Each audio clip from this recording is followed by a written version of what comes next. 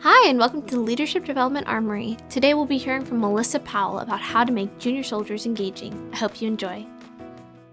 As a reminder, our overall objective is to create a space for diligent learning in order to develop and equip youth leaders. And we want this to be a safe space to learn new things, ask questions, and make connections with fellow leaders in the Salvation Army.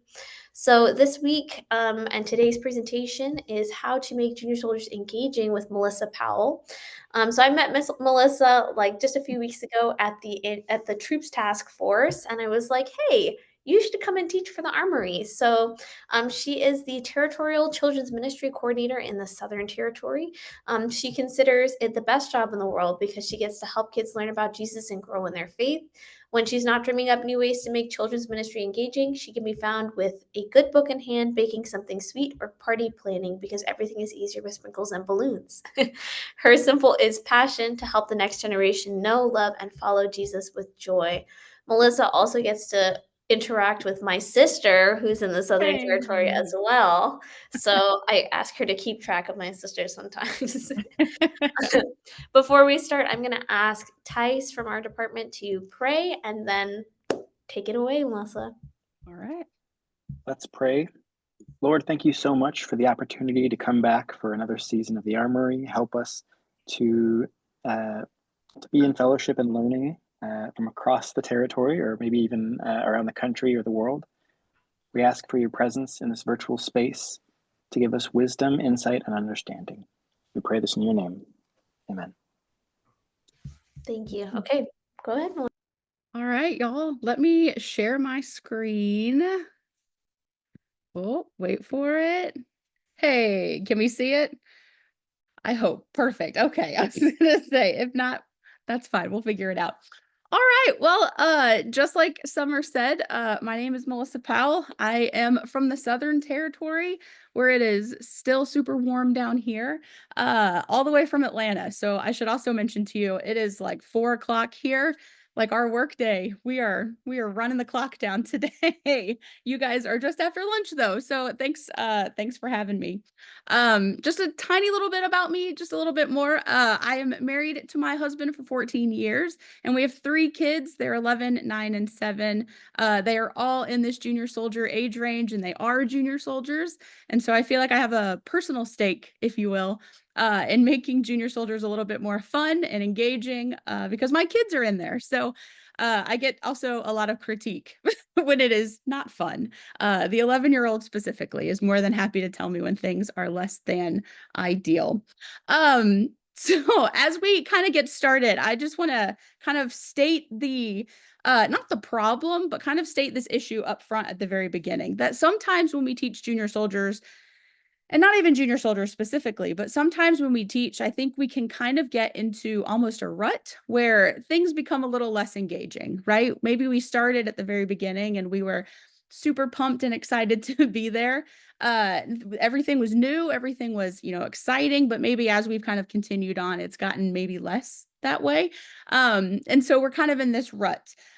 Maybe we have kids that are falling asleep or goofing off because they're not quite paying attention anymore, or they're just completely checked out from what we're teaching. And so the question for today is, how do I make junior soldiers, or really any lesson that we teach, a little bit more engaging and fun? So just to kind of kick us off here at the beginning and get all of the big picture stuff out of the way here is the why. Why do we do junior soldiers? Why are we trying to make this more engaging? Why, right? I think first and foremost, it's for discipleship, right? I think junior soldiers is more than just a program. It's discipleship. It's helping kids know more of who Jesus is, and then live that out in their life. Okay. It's our highest priority. So even after everything that we talk about today, I hope that you guys still know that yes, having fun and being engaging is great, and it is a helpful tool for kids to know and learn. But it all comes down to them knowing Jesus better and then living that out in their life. So then the second why for today is that fun and faith can go together. I think sometimes whether we say this out loud or whether we just kind of program like it, is that fun can almost be like a bad word. Like we don't want to have too much fun because then we can't disciple. And I would like to suggest to you that maybe that's not true. Maybe fun and faith can, in fact, go together. We can help kids have a better relationship with the Lord and have fun doing it. Okay, so then the third why for today is sharing truth. And that is really what all of this comes down to, is that we want to share truth with kids and teenagers alike. And they are more likely, I would suggest, to learn biblical truth and apply that in their own lives if we are sharing truth with them in many different ways.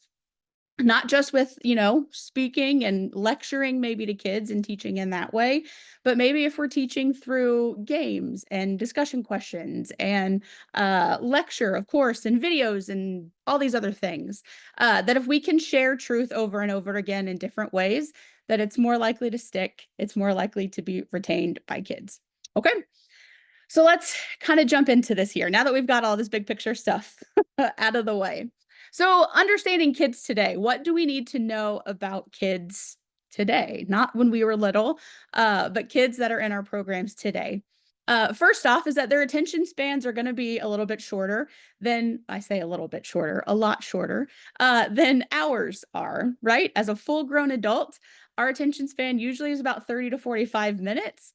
Kids, this should not surprise you, are a whole lot different. So you'll see this little table here. I don't know if you can see this. Let me get rid of that. There we go. And so you'll kind of see the attention span of every age group. Now, because we're talking about junior soldiers specifically today, we're probably going to look at just the last 3 of these lines. So anywhere from like 7 to 12 years is kind of where we want to hang for today. So you'll see a 7 to 8-year-old, their attention span is roughly 16 to 24 minutes. A 9 to 10-year-old, 20 to 30. And then 11 to 12 is about 25 to 35 minutes. Okay. So this is really hopefully a guide for us to know that about after this chunk of time, we just need to change something. We need to do something a little bit different. We need to add something in so that we can kind of redirect a kid's brain, because after this rough amount of time, their minds are going to start to wander. They're going to lose focus. They're going to be thinking about what's for snack. They're going to be thinking about going home. They're going to be thinking about who knows what. But something different than maybe what we're actually teaching in our class. So these are really just hopefully going to be helpful to you as you teach, to know if you have a group of 7 to 12, 7 to 13-year-olds, you probably have roughly 20 minutes before we need to be changing the activity or doing something just a little bit different. There we go. So that is attention spans, that they are shorter and that engagement with kids matter in that amount of time that we have. So the second thing I want you to also know for today is the importance of relationships, okay? Kids stay connected when they feel known and when they feel valued, especially by adult leaders, but also within the kids that are in the group around them. And so we hopefully are placing an importance of relationships in our junior soldier classes. We want to know what's going on in their lives. We want to know how they are. We want to know maybe what's coming up, what's coming down the road, and then helping connect those kids to the other kids in the group. Okay. I think that kids are more engaged when they feel known, when they feel safe, when they feel like they are a part of a group. And so we have this really great opportunity as leaders to kind of help facilitate that and put kids in a place where they feel comfortable. In addition to that, the importance of relationship and really knowing kids, we also get to learn the things that they like, the things that they don't like, the activities maybe that they hate doing. That's all very useful information for us as teachers as well as leaders, because we can realize and kind of tailor how we teach based on maybe what kids enjoy a little bit more. If they hate singing, maybe, I mean, yes, we still want them to maybe sing a little bit, but maybe the whole class isn't just singing, right? Maybe we're throwing in some different activities that they will enjoy. So the importance of relationships. Now, the last little thing on this slide that I want to talk to you about is multiple learning styles, okay? There are a lot of learning styles. Kids learn in all kinds of different ways, but for just today, we're going to talk about what I call the big 4. We're going to talk about 4 of those learning styles that hopefully we can help incorporate into our ministries with kids. So you'll see here the big four. It feels like an official title, the big four. We have our visual, our auditory, our kinesthetic, and then our reading and writing learners. So what these are and what this means is that these are the ways that kids learn best. It's not the only way that they can learn, but this is the way that they learn best. And so if you have a visual learner in your class, as you probably do, visual learners learn best when they can see the information, right? They need pictures, colors, charts, or even just seeing your facial expressions and gestures to help make what you're teaching stick, okay? They just need to be able to see the things to be able to retain that information a little bit better. So some things that you can use, videos are great, charts, color, like bright colors, like these are all really good things that you can use for visual learners, okay? The second thing here are auditory learners, and they learn and understand best when they can hear the information. So maybe through listening, repeating things out loud. If you say, "What does that say?" and then they all say it back to you.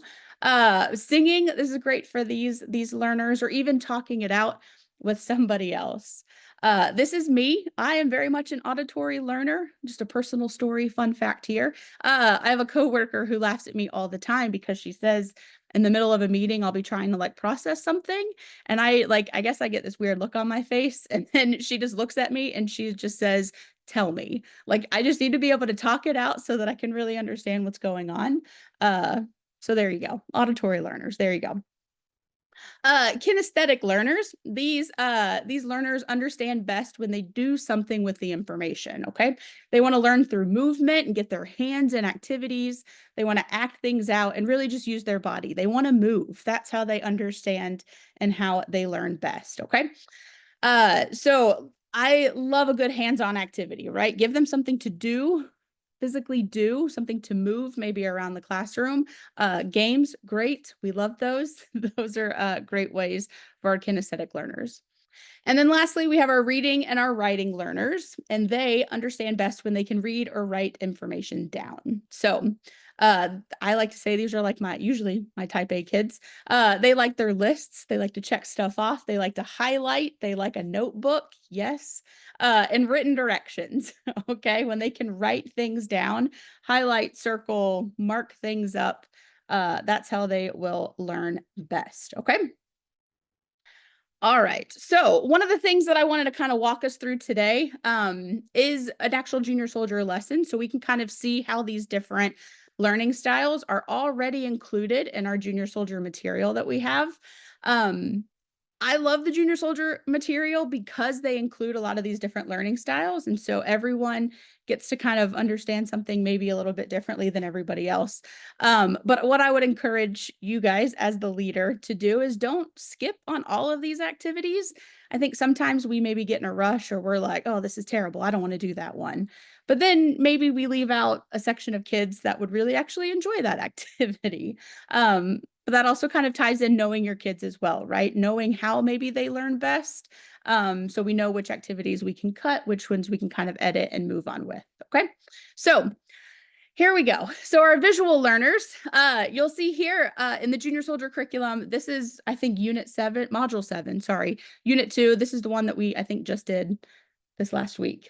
And so for our visual learners, having a video, which we always have with the junior soldier curriculum, is super great for our visual learners. They get the Bible story, but they get to watch it and see it and engage with it in that way. So those are visual. For our auditory learners, that doesn't look like I've changed anything on this slide, but I promise I have. You also get to read through those questions together. They kind of get to talk back those ideas, right? I don't really love the wording of this where it just says read through the questions, but it's really an opportunity to discuss those questions with your kids and have them kind of talk back to you, and you kind of go back and forth and maybe discuss what this looks like in their life. Okay. And then we have our kinesthetic learners. These are the kids that love to move. And so the games, even if it's an opening game at the very beginning of our time together, they still get to learn that lesson, learn what we're going to talk about for that day, but they get to move their body while they do it. Okay. And then lastly, we'll have our reading and our writing learners. And you'll see here that the large chunk of the lesson is probably a little more dedicated to this type of learner, as most things are, I think. But they can review the lesson, they can do their worksheets, they get to kind of fold some things, and they get to take home these sheets and things with them. So really giving them an opportunity to highlight and write some things down is great for those. Now, here's something I want to suggest to you, okay? This might be a little crazy, but I will tell you that these lessons for me as a kid growing up under my Corps officer dad, absolutely kept me engaged so much that I remember it to this day. If there's a way for you to bring a Bible story or anything that you're learning about really to life, I would highly suggest that you do that. My dad would always say that we have 5 senses, and a lot of times when we teach, we only hit about 3 of those. We get our sight, we get our hearing, and we get our touch. That's about it, right? That is the big chunk of the senses that we reach. But the 2 senses we don't really do anything or do much with is the sense of smell and the sense of taste. And so if there's a way for you to include those 2 senses even into your lessons, I think your kids might be, a little bit more engaged as well. For example, now this might sound crazy, but just hang with me for a minute, okay? If we're going to talk about the story of Jonah and the whale, Jonah and the big fish, wherever you land, maybe some of those ways that we can kind of bring in these 2 other senses is to maybe make your room look and smell, bear with me, like you're inside a whale or a big fish. Now, there's a couple of ways you can do this. You can bring in some decorations. I almost think like a VBS style kind of thing, which may be more than what we want to do on the regular. But maybe it's what you want to do. Maybe if we use crinkle paper to kind of decorate the walls, maybe if you bring in humidifiers, you can make it feel kind of damp and wet and gross in your room. And then the clincher really of this is if you want to bring in a bunch of fish, make it really smell like you're in the belly of a whale. Like, yes, it's gross, but the kids, I mean, I'm telling you, the kids go wild for this kind of stuff. If you can really make it feel and smell much to your distaste, like you are inside the belly of a whale, you kind of bring those stories to life. And I promise you, it's something that your kids will never, ever forget. This happened. My dad did it for VBS, and I still talk about it, obviously. So here we are. Another one of these stories that you can bring to life. You can do any of these. These are just examples. If you're going to talk about the 10 plagues, that is a fantastic one. You can bring in frogs. You can bring in grasshoppers. You can bring in, I mean, maybe don't bring in lice. That seems like a bad idea. Or the angel of death. These are all terrible, terrible ideas. But, there are some of these things that you can bring in to kind of let kids touch and feel and really kind of dig into their senses here as well. Okay. Or the feeding of the 5,000. This one, we had a great turnout that day with our kids. Maybe it was because we promised food.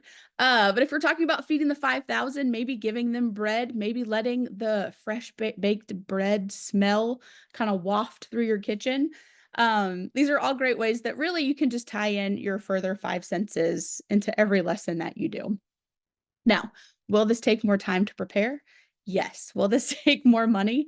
Yes, potentially. But it's the payoff is worth it, is what I say. And so if there's a way that maybe you can bring in some of these elements, even if you don't go big VBS style every time, the more we can do, the better. Okay. So I am not going to make you guys answer questions for me right now, but if you just kind of want to think about this in your mind, or maybe write it or take a picture of it or something, so that you can maybe think about this a little bit later. But think about a recent lesson that you led. Which of these principles, either the attention spans, relationships, learning styles, or even the senses, did you naturally include? And if so, which one did you want to be more intentional about incorporating next time? I think these are good questions that we can ask ourselves to evaluate maybe what we have done in the past, and then what we can do moving forward. Okay. Perfect. All right. So now just to kind of get into some more of the like nitty gritty, how do we really engage with kids? Well, I'm going to suggest to you 6 things today. The first being preparation. Number 2 being interactive teaching. Number 3, storytelling. Number 4, movement. Number 5, choice. And number 6, relevance. All right, so preparation. I cannot sell you on prepping ahead of time enough, I promise. Please, please, please prepare your lessons ahead of time. I'm sure you've heard this before, and it won't be the last time you ever hear it. But we have to know what it is that we're going to teach before we make it into the classroom, okay, or into our small group room or wherever we are. We have to know which activities we're doing that day. We have to make sure we have all of our supplies. We have to make sure that we have everything we need so that we can teach the lesson. If we don't have what we need, if we're just standing here reading a piece of paper in front of a class, I promise you guys, you're going to lose them. They're not going to listen to you. They're going to get bored and their mind is going to wander off to 1,000 different things that do not have anything to do with what you're talking about. So make sure you prepare ahead of time. Make sure you know the material. That doesn't mean that you have to memorize it. Please don't hear what I'm not saying. You don't have to memorize it, but at least have an idea of what it is that you're going to do for that day and where you're going to go. I also am a huge proponent of knowing your transitions. So from one activity to the next, how are you going to get from point A to point B? How are you going to get from the Bible story to the craft? Like, what is that transition? Whether it's something you say, whether it's a bell or an activity, I don't know. It's up to you. But making sure you know what you're going to do in those transitions to get kids from point A to point B is huge. Otherwise, they're going to be mad that this activity is over. They're going to be upset that they didn't have enough time to finish. They're not going to know what's going on. They don't know where they're going next. And chaos ensues, and then it's hard to kind of pull kids back. Secondly, we have to have enough class time. I know that this is not always up to us, or maybe it is. I don't know, depending on where you are. But we have to have enough time in these groups so that we have time to get the activities done. If we only have 30 minutes to get things done, we can't be choosing an hour's worth of activities. Otherwise, kids are going to be stressed. You're going to be stressed. We're all panicking. No one's having fun. Nobody knows what's going on. Okay. So make sure you have enough time to get through the Bible story with some activities and then actually stick to that. Okay. Try not to let too much of that change, which I know some of it is out of our hands, but we can do some.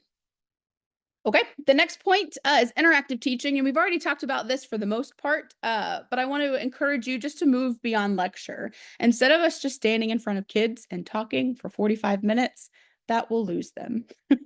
So try to make sure that you're bringing in these activities, bringing in these other things that kids enjoy doing, these activities that they like, whether that's in these learning styles, whether it's bringing in something about those 5 senses that we can really bring the stories to life.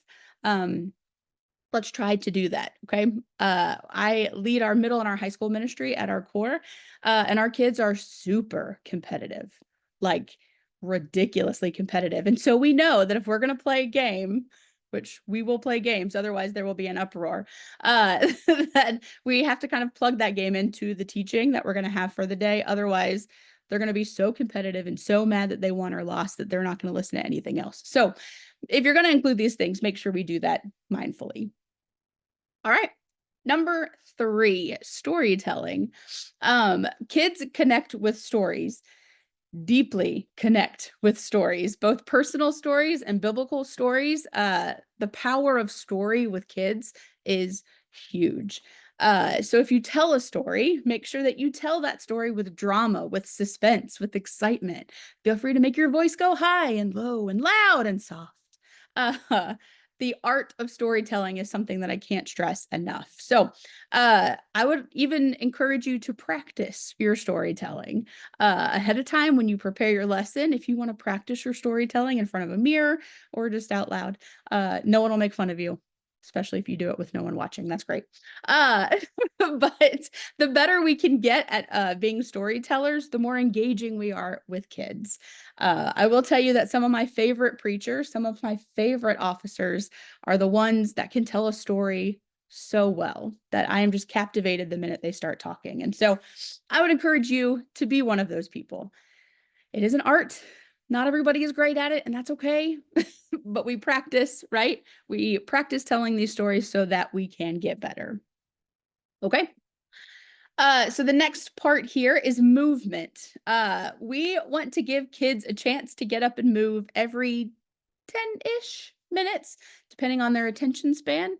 But 10 minutes is usually a good time to let them change something, right? To move, to maybe let them get some of those wiggles out. I love to say, don't be afraid of the wiggles. Okay. Kids are just wiggly humans. That's just who they are. That's what they do. And we don't want to squash that. I think we really want to encourage that wiggly mindset. Now we don't want them to be a distraction. Hear me, friends. There's a difference between being wiggly and being a distraction. But we don't want to squash that, right? If they need to move, if they need to stand up in the middle of class or whatever, let's see if we can let them do that in a way that doesn't totally derail everything else that you're doing. Okay. Work with them, not against them. And then choice is the next one. If we can give them ownership over what's going on in our groups, I think they will be a lot more engaged. They will be a lot more excited about what's going on. They will have some stake, if you will, in what you're teaching. And so give them ownership, like maybe a class role. Now they have these at school, I think most of the time. If they're the line leader, maybe they can be your memory verse helper. Maybe they can hang things. Maybe they can pass out worksheets or pencils or whatever. There are tons of jobs and class roles that we can give them. But I think if we give them that choice, if you would rather do A or B, that would be a great option. Give them roles to do. And then the positive side of that as well is that we're also teaching them leadership at the same time. We're teaching them how to teach, how to lead, how to be a group leader. And we definitely want to affirm them in that as well. So make sure you tell them good job when they do a good job.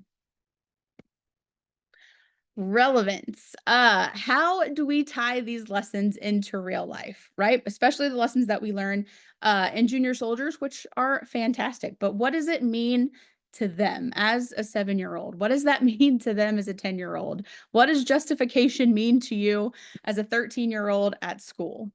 It's a great question, but that's what we need to help kind of balance, okay? If we're just teaching and teaching and teaching, that's great. But if we're not giving them something that they can take home with them, how do I apply this to my life? Then it's probably just going to get left in our core buildings, right? So what does this mean at school? What does holiness mean when I'm with my friends? What does forgiveness look like when I'm at home? These are all great lessons that we can teach. We just have to be intentional about tying that in at the end. Okay. So another question for you guys to think about for just a little bit here is when you think about your last lesson with kids, which of these areas that we just talked about, preparation, interactive teaching, storytelling, movement, choice, or relevance was the strongest? And which one could have made the biggest difference if you had leaned into it a little bit more? I'm not going to make you say these out loud because you might not want to. Unless you really want to, and then you can. But I think it's good for us to kind of look back on the way that we have been teaching and figure out, this is where I really shine. This was a great spot, but also maybe we try something a little bit different over here. So think about that, ponder that question as we keep going. All right, so just some practical ideas to throw out at you on how do we be engaging, how do we continue to engage our kids and help have fun. You have been given a curriculum, right? You did not write the junior soldier curriculum. It was handed to you or you've downloaded it. You have no say in what is in that paper. However, just because it's given to you doesn't mean that you have to use it the exact way that it is given to you. One of the things that we have to tell our people time and time again here in the South is that you get to be the editor of the curriculum that you're given. Now, that doesn't mean change everything and start giving non-biblical things. That's not what we're saying. But if an activity doesn't work for your group, then don't use it. Throw it out. Find something different that will work for your group, okay? If your kids hate playing games, don't play games. Do something different, okay? That comes in with that relationship piece, right? We have to know our kids. We have to know what they enjoy doing.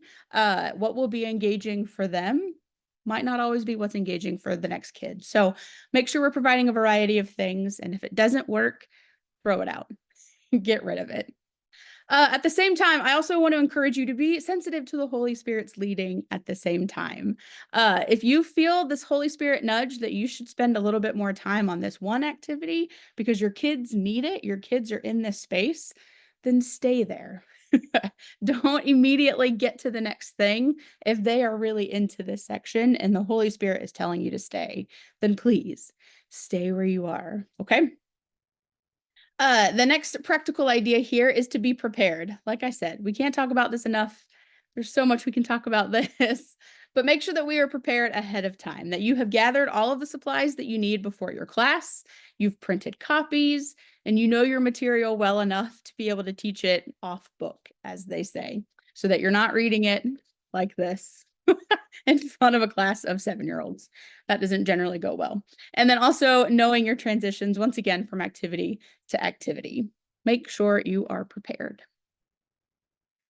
So the next practical idea is this balance, I think, between structure and flexibility. Now, those two words we don't always imagine go well together, but we want to make sure that we have a structure, but that we're also flexible enough for what needs to happen. I will say that structure provides stability, and that's what kids need, but flexibility also encourages engagement.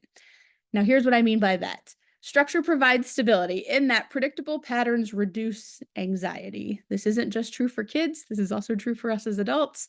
When we know what's going to happen next, we're a little bit more calm. We're a little bit more open to trying new things if we know what's going to happen. Okay. So kids know what to expect. That's what we want really them to come to know, is that if we always start junior soldiers with a prayer, if we always play a game next, and then we go into the lesson, and then we do an activity, if we have a general structure that kids know what's coming next, chances are your day is going to go a little bit easier. Okay. That also helps leaders stay on time and stay focused. We generally have the same outline of what happens in our junior soldier classes. We play a game, we have our Bible lesson, and then we have our application time at the end. And so our leaders just know that a third of our time together they have for this, a third of our time for this, and a third of our time for that. So that if we're like, oh no, we're halfway through and we haven't even started the Bible lesson yet, then one, we are over time and we need to maybe scrap something else on one end, or we need to do something a little bit differently. And it really just helps us stay on time. Okay. So then flexibility also encourages engagement. And what I mean by that is that it makes room for teachable moments. So if there's a kid that has a question, if they want to tell you a story, which we know sometimes kid stories go long and long and long. You're all smiling because you know. We can still have these teachable moments even in the midst of what the kids really want to know about for that day. It can turn into a lesson. It can say, oh, that's a great point. Well, that is kind of what we're talking about today. And here's kind of how it connects together. We want those moments to happen. Instead of saying, I can't answer your question right now, I have a lesson to teach. We want to be able to lean in to what the kids want to know. And if we have that structure of stability, then we can have a little bit more flexibility in the middle of that as well.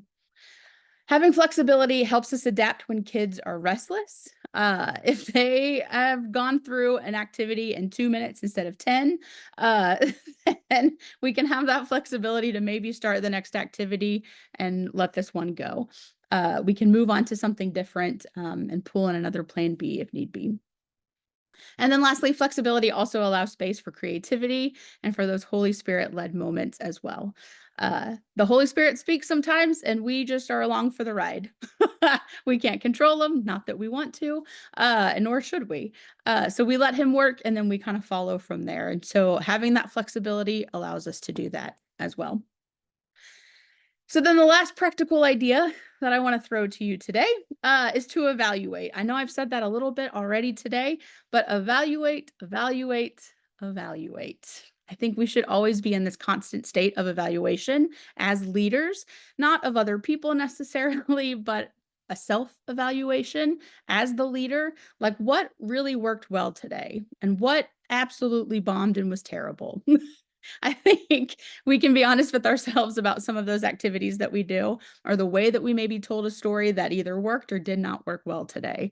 I want you to be your own hype man. but also be someone in the wings over here ready to kind of help and go from there. So always be thinking, where can I improve? Where can I get better? And don't be afraid to reach out to somebody if you need help.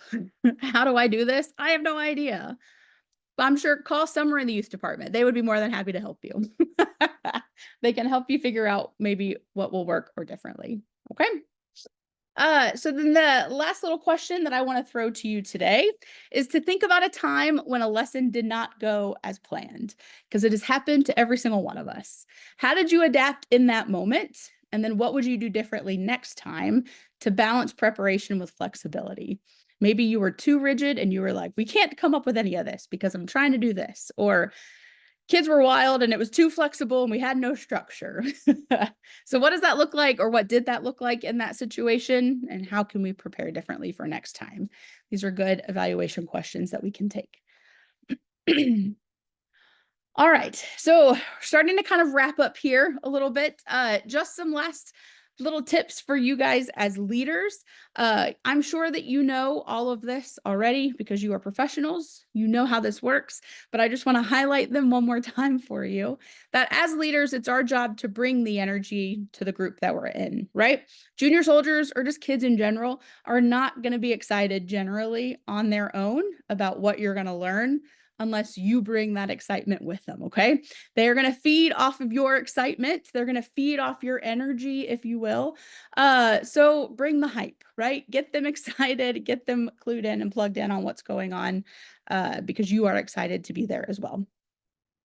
Secondly, build relationships. I can't say this enough. Build relationships. Know your kids, know their names, know what they're into, know what they're maybe struggling with. If they're being bullied at school, then maybe like we need to figure out something different here, right? But we only know that because we know our kids, because we have a relationship with our kids. The third one is just to stay flexible. I hate this one as a type A person. Don't tell me to be flexible. I want a schedule. But it's an important reminder, I think, for all of us too, is that we have to be flexible because not everything is going to go the way that we want it to every single time. So be ready to shift, have a plan B in case your plan A does not work, so that you can shift to the next activity, so you don't lose all your kids. And then lastly, encourage participation. You probably have, just like we do, kids that do not want to participate. Doesn't matter how excited you are, they would rather sit in the back and not really do anything. But try to encourage participation even for those kids. Maybe ask them open-ended questions like, what does it mean? Or what do you think it means when ... Or when they do finally speak up, say, great job, great answer. I didn't think about that, but that's great. You did an incredible job. All of those things that we can really encourage more participation from those kids. Okay. All right, so just some conclusions here at the very end. Fun and faith go hand in hand. Fun is not a bad word. Fun should not be something that we don't include, but when kids are engaged in the lesson and the class and the stuff that we're learning, then they're more likely to retain that biblical truth and then apply it to their lives. And that's what we want, right? We want them to know Jesus. We want them to have a relationship with him, and we can have a better, I don't want to say success rate, but it will have a better job of communicating that if they're having fun and if they are engaged while we do it. So let me encourage you guys as the youth leaders here just to try one new idea maybe that you heard today in your junior soldier classes and any of your classes that you teach. Just try one new thing. That's all. Give it a go, see how it works, and then evaluate it. If it didn't work, throw it out. Who needs it? All right. Do we have any questions? I feel like I've been talking for a very long time, so I am deeply sorry about that. But do you have any questions? If not, that's okay. Yeah, feel free to ask questions in the chat. I can kind of read them out if people aren't like super comfortable unmuting. But yeah, if you have a question, feel free to ask it now. Thank you so much, Melissa, for your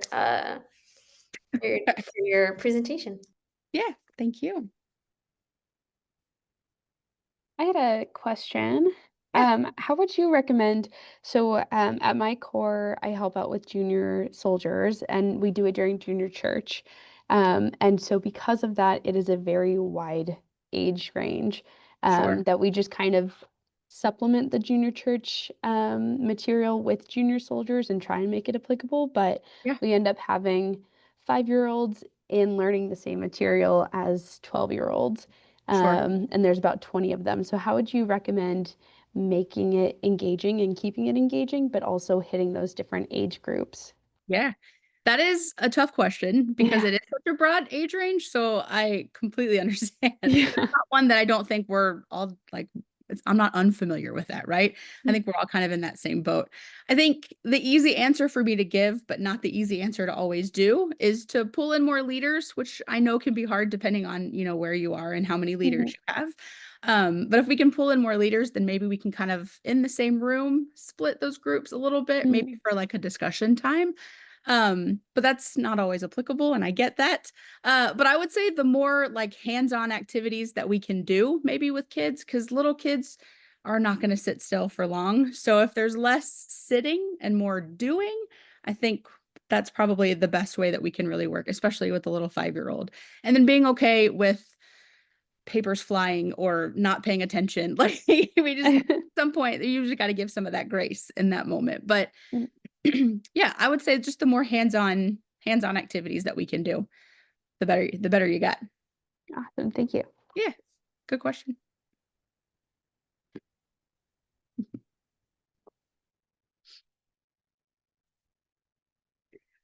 I just looked in the comments. It says, bring a fish. Yes, always a fish. Bring the fish. Yes, and there's also a question that I just answered about the junior soldier prep course. And I just sent the link as well with the specific junior soldier prep course link. So if anybody needs those resources as well. But any other questions? Yes, this is Felicia from Northwest Division or Captain Grant. I'm back in the Corps after 5 years. And so getting reacclimated to all things youth ministry, even adult ministry. And so I know that a lot of materials lean in on online resources. And so my question is, are these online resources, are we able to print them as well? I'm a paper person. I was the question asker. Because I just like to go through and plan, not looking at my computer. Sure. And so I'm just interested, like I noticed, I did not see, I should say, like the junior or troop manuals, like, Explorer, Sunbeams, Grow Bars, the binder we used to work from, or the little Bringlet book. And so are those types of materials still accessible? Do we order them from trade? How do we access those to complement the online material? So you can, sorry, Melissa, did you want to answer? I was gonna say, go ahead, Summer. That's Um, for so you.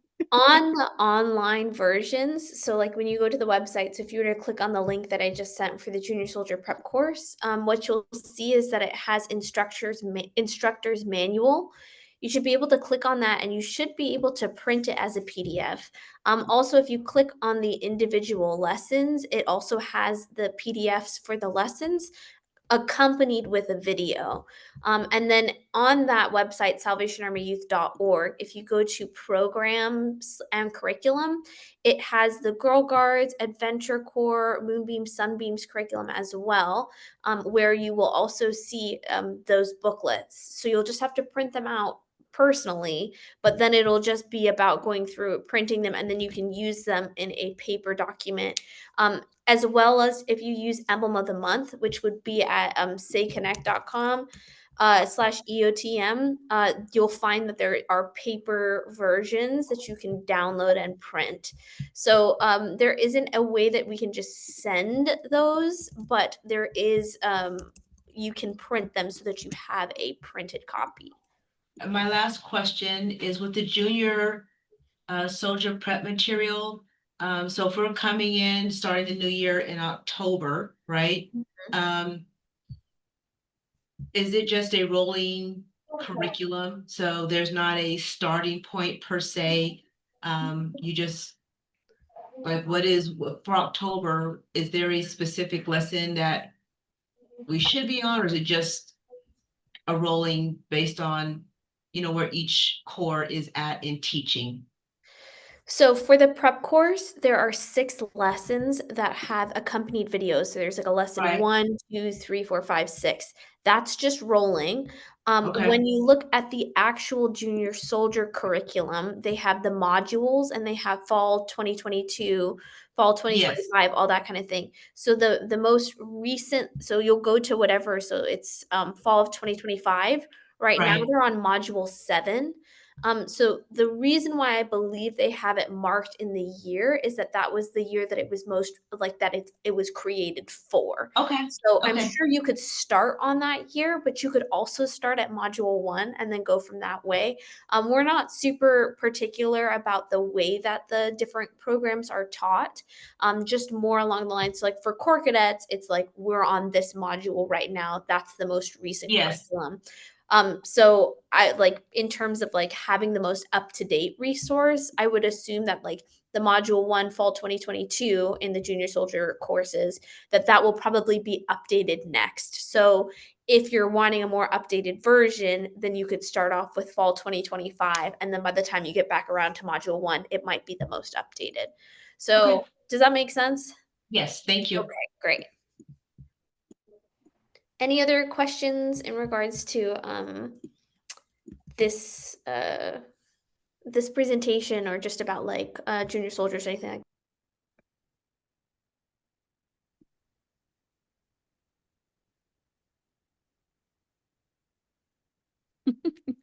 I mean, we could also like I'd be interested to hear some people actually respond to some of the questions that you had from your presentation, Melissa.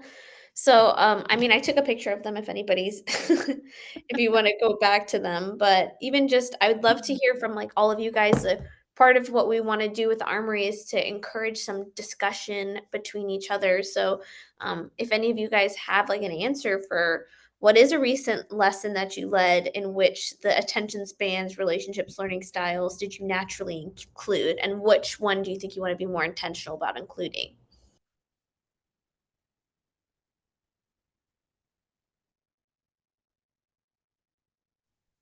I can start out. I mentioned that I help out with junior soldiers, junior church at my corps.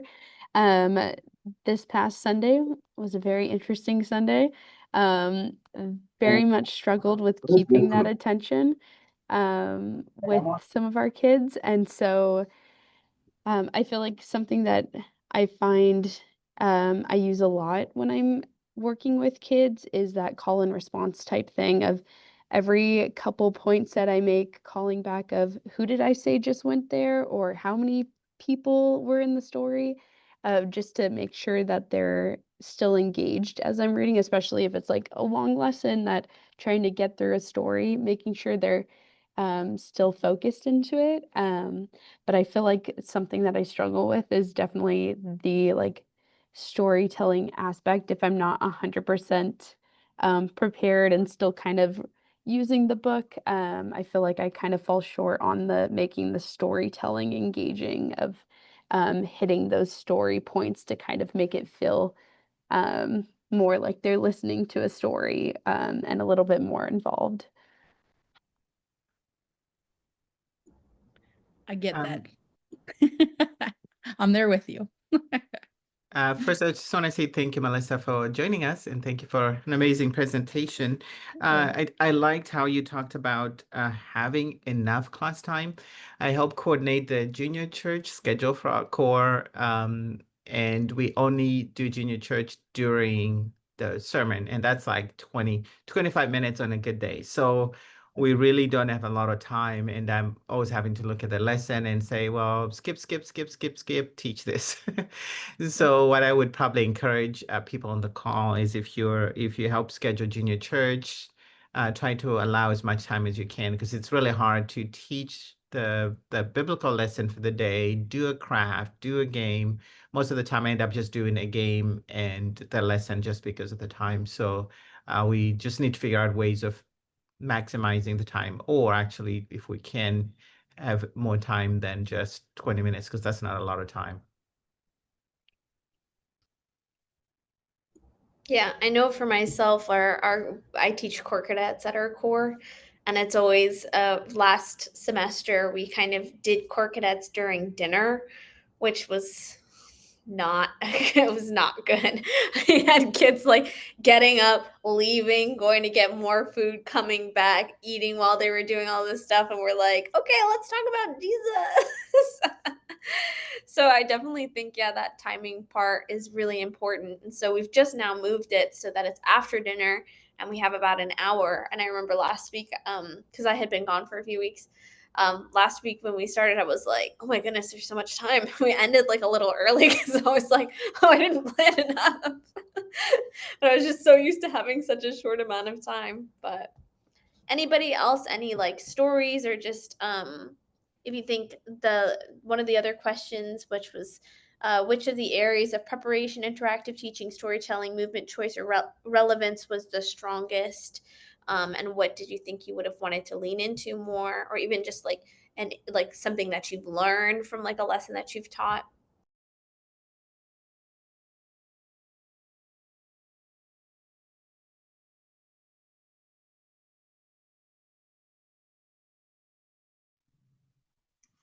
Hi. I would say one of the things for me is sometimes if the week is crazy, and I look ahead and it's a Bible story that, I'm familiar with or that I've heard 1,000 times, I don't think I had to put as much preparation to it. And then that kind of can trip me up because I'm kind of fumbling around trying to make sure it actually meets with what the lesson has in there. So for me, just making sure that that preparation piece is in place, even if it's a story or something that I am familiar with, not just kind of blowing it off thinking that, oh, I don't have to really take as much time to prepare for this one because I know it already. So that's just been something for me that I've had to learn too. Is just to remember how important that preparation piece is, even if it is familiar.